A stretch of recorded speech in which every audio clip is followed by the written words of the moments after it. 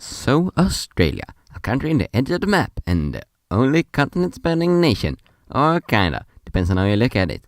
Anyway, where did Australia come from? From Antarctica, of course, leaving it far from the outside world, leading to a very different ecosystem from the relatively connected continents in the north.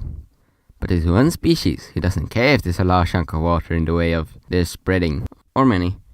And at this time, the large chunk of water needed to be quite small, such as the ones between the East Indies and Australia, 50,000 years ago, where the humans rode in their canoes with their half-wild dogs from isle to isle until they found Australia, or New Guinea, or the sea between them, which was land back then.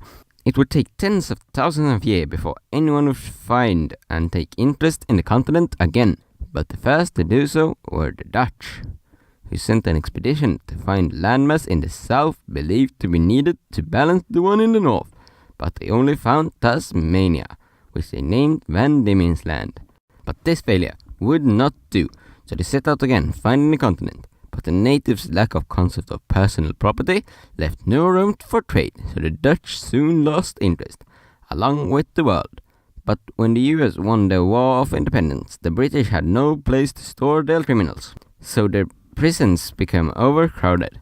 The first choice to where to put these criminals was in modern-day Namibia, but an expedition they sent there showed that the soil was so infertile, so they instead went with the second choice, Australia.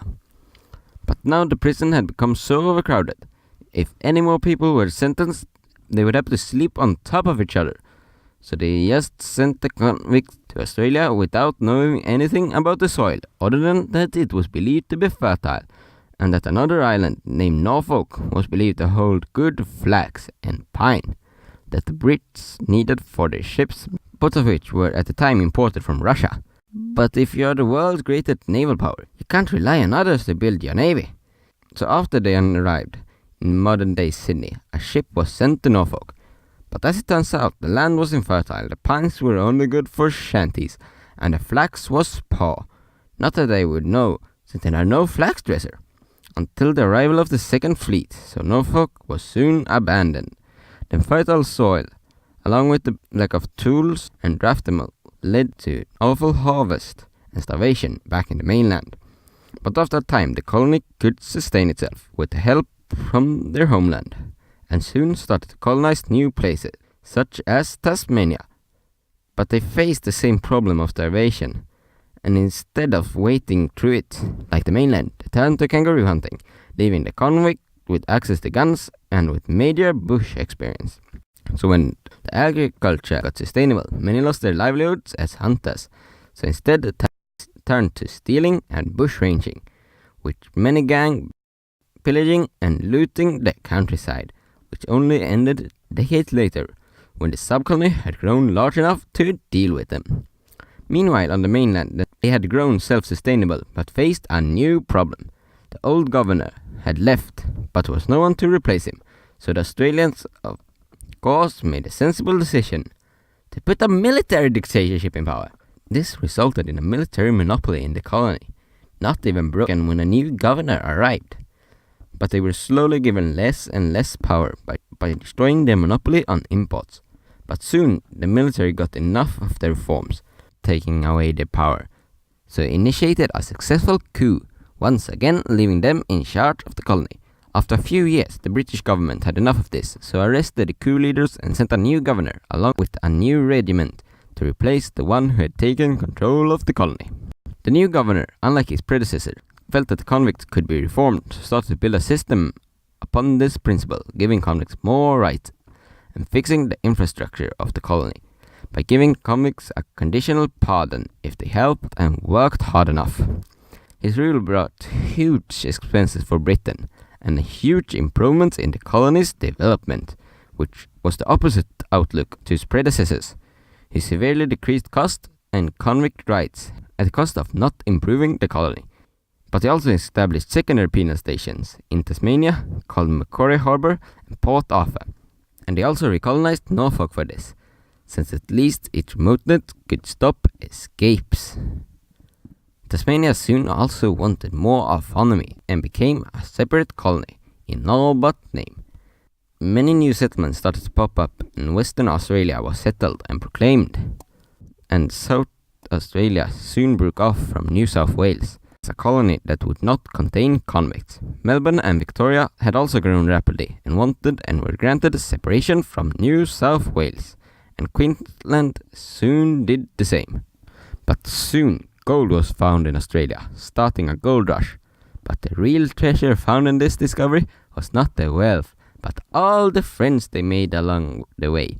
With friends meaning immigrants, and immigrants meaning an increase of Australia's meager workforce and thus economy. And Victoria's population had become sevenfold of what it had been just a decade earlier. But with this huge increase in population also came an increase in demands from the workers. And when a protest was violently crushed by the local administration, Britain sided with the protesters, giving them more rights, which soon spiraled into unions. The British did not hinder as much as in their home country, leading to a strong Australian working class, which required good condition fueled by the gold rush, leading to many seeking cheaper Chinese labour to arrive in Australia. The Australian colonies also got more and more semi-democratic self-governance, and soon Britain only controlled foreign affairs, defence, parts of the international trade, among other more minor things. Soon, full male suffrage was enacted. One by one, the colonies later followed, and soon, even one of the first laws of universal suffrage was signed in South Australia. Nationalism was also growing in the nation, and it started to talk about unification, and after many years of planning and many disagreements, they had finally all agreed that they wanted unification, even though they had much bickering between New South Wales and Victoria about which capital should become Australia's capital. And like every good compromise, it left everyone in the dust, proposing to build a new capital, Canberra.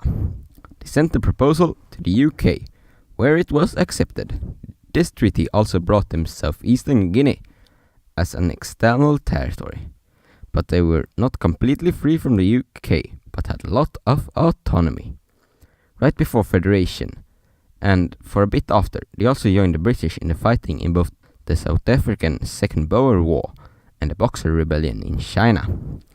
Later they would join the British in the First World War, mainly in Gallipoli and the Western Front, and they suffered many losses and almost a generation of young men, but were given northeastern New Guinea for their contribution to the war. Their economy was also weakened by it, and it was further decreased by the Great Depression.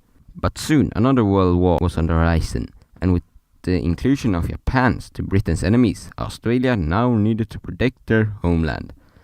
The UK was too occupied in Europe to be able to send much support to them, but the US were soon fighting the Japanese and came to the aid of Australia, drawing them away from the UK and towards themselves. The war was eventually won. Because of this, Australia continued close ties with the USA and fought with them in many wars in the Cold War, and in Vietnam completely independently from the UK by the mid-70s.